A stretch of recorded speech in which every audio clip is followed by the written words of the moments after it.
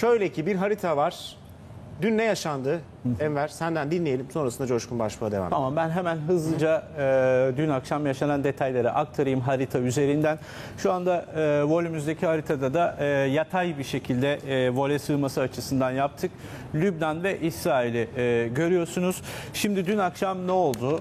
Dün akşam Lübnan sınırlarından İsrail'in bakın Hayfa ve Tel Aviv arasında bulunan, özellikle de şu hatta bulunan Binyamina askeri üssüne 2 tane kamikaze drone'uyla saldırı düzenlendi. Hizbullah tarafından fırlatılan bu füzelerin Kaan özellikle denizden geldiğini biliyoruz. Yani haritada göstermem gerekirse tabii ki fırlatıldıkları yeri bilmiyoruz ama afaki olarak Lübnan tarafından fırlatılan 2 kamikaze drone'u denizden gelerek bu noktaları hedef aldı. Şimdi İsrail tabii burada büyük bir sorun yaşadı. Onlar için büyük bir problem. Çünkü İsrail'in o övündükleri radarı, demir kubbe radarları bu dronlardan bir tanesini tespit edemedi. Tespit edemediği için de çok büyük bir darbe aldılar. Hatta şunu da altını çizeyim. Hizbullah tarafından bugüne kadar aldıkları en büyük darbelerden bir tanesi bu.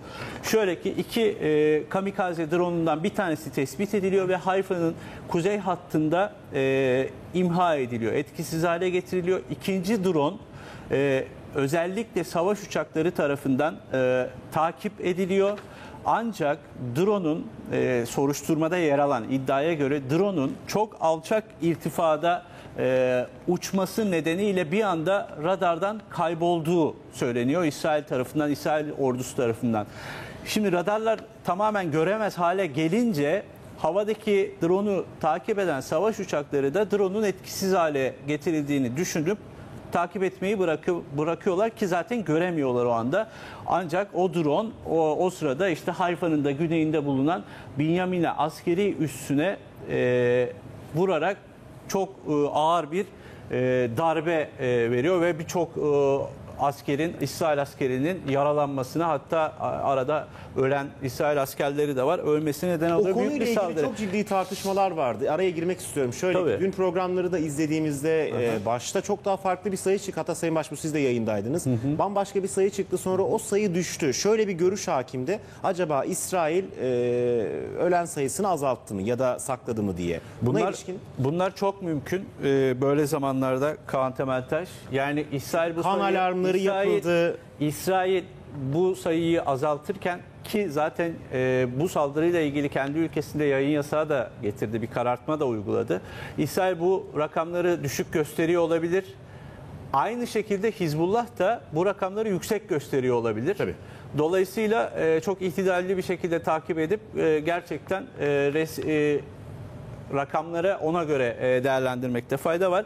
Şimdi bu saldırının teknik kısmını, analizine geçecek olursak, şimdi şöyle 2 kamikaze drone'u dedik. Bir tanesi o işte Binyamina üssündeki askerlerin yemek yediği yemekhaneye vuruyor ve büyük bir darbe oluşturuyor. Bu arada Binyamina üssü Golani Tugaylarının olur. Ben orada bahsedeyim. Şimdi bu kamikazeler İran'ın Ebabil T diye isimlendirdiği, ancak Hizbullah'ın da envanterinde kullandığı kamikaze, Mirsat ismini verdiği kamikaze dronları. Bakın Binyamina üssü görüyorsunuz Hayfa'nın güneyinde. İşte buraya denizden gelerek burada tespit edilemiyor bir şekilde ve İsrail zaten bunu açıkladı. Yani radarımız tarafından tespit edilemedi, bir sorun oluştu. Bunun neden tespit edilemediğini araştırıyoruz diyorlar. Bu onlar için büyük bir sorun. Hizbullah açısından da çok büyük bir gövde gösterisi aynı zamanda. Bakın yani liderleri ortadan kaldırılmış, tüm üst düzey komuta kademesi ortadan kaldırılmış Hizbullah böylesine İsrail'e darbe vuracak bir saldırıyı düzenleyebildi. Buyur Kaan, araya girecek. Erzi Halevi öldü diye bir iddia vardı ama sonrasında yalanlandı. Sonrasında o yalanlandı. Hatta oradan Genelkurmay Başkanı İsrail bu sabah vurulan üssü ziyaret ettiğine dair görüntüler paylaşıldı. Orada gittiği, incelemeler yaptığı görüntüler paylaşıldı. Dolayısıyla o iddia da boşa çıkmış oldu. Şimdi şunu belirtmek istiyorum. İsrail tarafı bir radarda sorun oluştuğunu ve drone'un tespit edilemediğini kabul ediyor. Hizbullah ne diyor peki? Hizbullah da diyor ki İsrail'in savunma sistemlerini meşgul tutma amacıyla Hayfa'nın kuzeyindeki Nahariye ve Akka'ya onlarca füze fırlatarak karmaşık bir operasyon gerçekleştirdiğini iddia ediyor. Yani şimdi teknik olarak bu gerçekten mümkün müdür? Roket atarak dronlara yol açma taktiği uygulanabilir midir? Bilemiyoruz. Ancak hem İsrail tarafından gelen açıklama hem de Hizbullah tarafından gelen açıklama bu şekilde. Biz sadece bunu paylaşıyoruz. Bir de Kaan, son olarak ben bir görüntü hazırlamıştım arkadaşlar. Varsa DSP getirelim. olarak o görüntüleri de paylaşalım. Bakın bu aslında Hizbullah'ın düzenlediği drone'lu ilk saldırı değil böyle büyük. Bakın 6 Mayıs 2024 tarihinde tam da Lübnan-İsrail sınırında çok sıfır noktasında bulunan Metula şehrinde bulunan bu İsrail askeri üssüne özellikle de Neredeyse vuruyormuş. patlayıcı taşıyan dronlarla bakın düzenlediği saldırının görüntülerini de paylaşmıştı Hizbullah.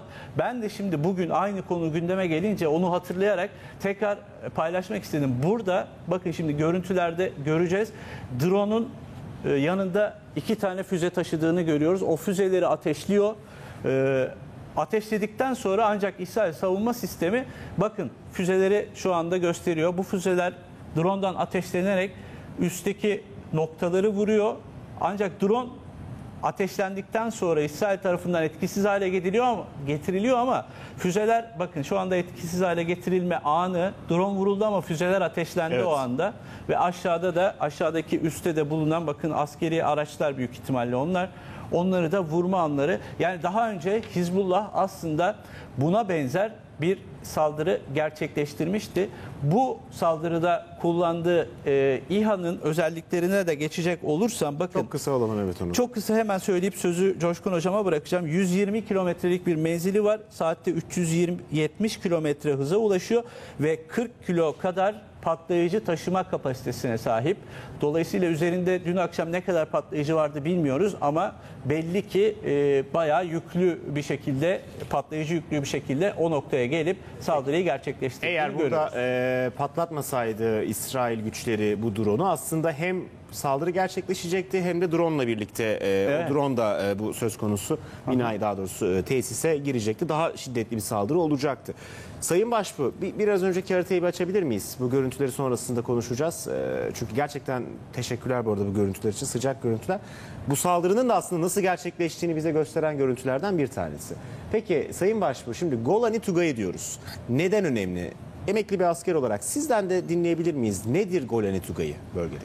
Şimdi İsrail'in kuzey, güney bir de orta bölgede oluşturduğu 3 tane kritik komutanlık var.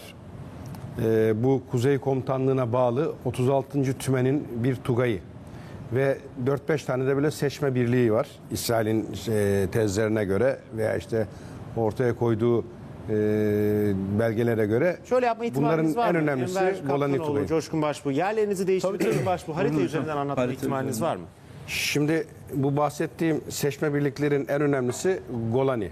Bununla birlikte Etnizoi diye bir Tugayı var. Gene özel kuvvet kapsamında değerlendiriliyor. İşte paraşüt birliği var. Gene aynı bu Tugay kapsamına değerlendirilen ama şimdi bu grafikte de sunulduğu gibi şu yazıdan istersen hareketle gidelim. İsrail'in düzenli ordusunda bulunan 5 piyade Tugayı'ndan biri. Bu bahsettiğim özel birlik olarak sınıflandırılan. Bu piyade Tugaylar arasındaki en tanınmış ve prestijli olanı ki prestiji kendine işte bu Tugayı çok tanınmış ve prestijli diye Gazze'ye niyetlendiler. İlk orada kullanmaya kalktılar. Tablo ortada. Ki bu en iyisi. İşte kuzeydeki sınır bölgelerinde görevliden kastım da o. Seçme birlik olduğu için Lübnan olası bir kara saldırısında ilk Golani Tugay'ı kullanmayı planladılar. Bununla Etnizoi Tugayı diye bahsettiğim Tugay Lübnan güneyinde konuşlandı. Bir aydır işte hazırız, girmeye emir bekliyoruz İsrail'in gibi bir tablo oluşturdu. Öyle tabii en dediğim gibi seçkin birliği. İşte sadece yüksek eğitimli olanlar katılabiliyordan kastı da eğitim anlamında en iyi eğitimli seçilmiş askerlerden oluşan bir birlik diye sunuluyor. Yine birlik çatışma bölgelerine sadece özel görevler için gönderiliyor. Yani bunu her yerde kullanmıyorlar. kritik görevler, işte Gazze'ye ilk giriş, Sahadaki çarpışmada kullanılan bir birlik değil bu. özel görevlerde, özel birimler yerlerde kullanılıyor. Mesela Lübnan'ın güneyinden olası bir saldırı da ilk planlanan birlik buydu. Keza Gazze'de yine aynı şekilde kullanıldı. Ama tablo ortada, yani tekrar söylüyorum, bu İsrail iddiaları. Normalde hani dünya standartlarına göre kısa bir kıyaslama yaptığında sıradan bir birlik diyebilirsin rahatlıkla. Binyamin üssü de bulunuyordu Golani Tugayı. Doğru. Bu bölgede üzerinden de yani buradan gerçekleşti saldırı. Enver Denizden da anlattı. gerçekleşiyor. Şimdi enteresandır. Gene aynı. Buradaki Hizbullah'ın stratejisini nasıl yorumlarsınız? Biraz sormak istiyorum size. Çünkü biraz önce Enver Kaptanoğlu da anlattı. Liderlerini kaybetmiş bir örgütten bahsediyoruz Hizbullah dediğimizde, sadece lider değil. Bütün lider kadrosunu Komuta kaybetmiş. kademesi. Her şeyi neredeyse kaybetmiş ve böyle bir stratejiyle saldırı gerçekleştiriyor. Aşılamaz denilen demir kubbeyi aşıyor. Niye şimdi aşıyor? Nasıl, niye şimdi? Acaba o komuta katı veya o bahsedilen kişiler ayak bağıydı, ondan mı bir anda Hizbullah ferdi ve böyle bağımsız hareket etmeye başladı? Yoksa hani çok kısa sürede toparlandı da böyle bir başarı mı ortada? Sizce hangisi? Bence ilk şık. Yani ben Hizbullah'ın içerisinde Ama askeri bir akıl olmadan yapılabilecek bir saldırı mı? orada 100 bin kişilik bir yapıyı konuşuyoruz. Öyle hemen 3-5 bin kişiyle bu işin bir anda öleceği, sonacağı ve hani tükeneceği anlamına gelmez ki, ilk günde söyledik. Normalde Hizbullah'ın biz ilk başlardan beri eleştirdiğimiz husus da buydu. Gücü var, kuvveti var ve bana göre İsrail'den çok daha üstün bir cesareti var. Ama ona rağmen hep sınır bölgesinde bir kısır döngüye girdi. Bir yıl gitti orada. Şu Enver Kaptanoğlu'nun söylediği görüntüleri de getirip Yani üstüne de şimdi konuşabiliriz. Devam edin lütfen. bu komuta katının gitmesiyle Hizbullah'ın çökeceği, dağılacağı gibi bir hava ortaya çıktı. İlk günde söyledim, öyle bir kişinin ölümüyle böylesi yapılar dağılmaz. Daha da güçlenmiş bir tabloyla karşılaşabiliriz dedik. Şimdi bana göre güneyde bulunan Hizbullah elemanları bireysel yapılanmalarla bu saldırıları gerçekleştirdiler ve Ama bu saldırıda gerçekleştiriyorlar. mesela Hizbullah'ın komuta kademesi, eski komuta kademesi duruyor ve yakın bir saldırı. Yani aynı neredeyse. 6 Mayıs 2024 tarihli. Bu dönemde aslında planlanmış bir saldırı. Önceden de denenmiş ama olmamış, şimdi olmuş. Etkisine bakacaksın. Şimdiki etki, mesela ben o 4 rakamına falan asla katılmam.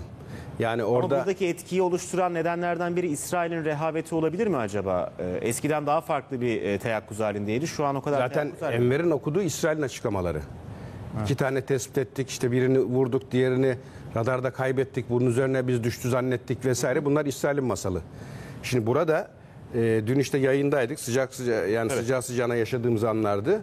Siren yok, bir alarm sistemi devreye girmiyor ki eğer öyle bir hadise olsa İsrail'in açıkladığı gibi orada Genelkurmay Başkanı salonda bütün birlik toplu yemek düzeninde anında o alarm düzenine geçmiş olmaları gerekir idi. Biraz daha ileri. Bunlara geçmediğine göre burada bir baskın tesiri söz konusu.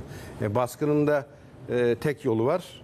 İşte benim dün de anlatmaya çalıştığım gibi alçak irtifayla hava savunma sistemine yakalanmadan yapılan bir baskın tarzında saldırıyla ancak bu sonucu elde edebilirsiniz. Dolayısıyla ben böyle 4 ölü, işte biz zaten fark etmiştik, birini düşürdük, diğer elimizden kaçtı gibi gerekçeleri İsrail yaptı. Sayının saklandığını düşünüyor musunuz? Elbette, hiç bunda şüphe yok. Bak 7 hastanede akşam alarm düzenine geçtiler ve 7 hastanede ambulanslar gitti.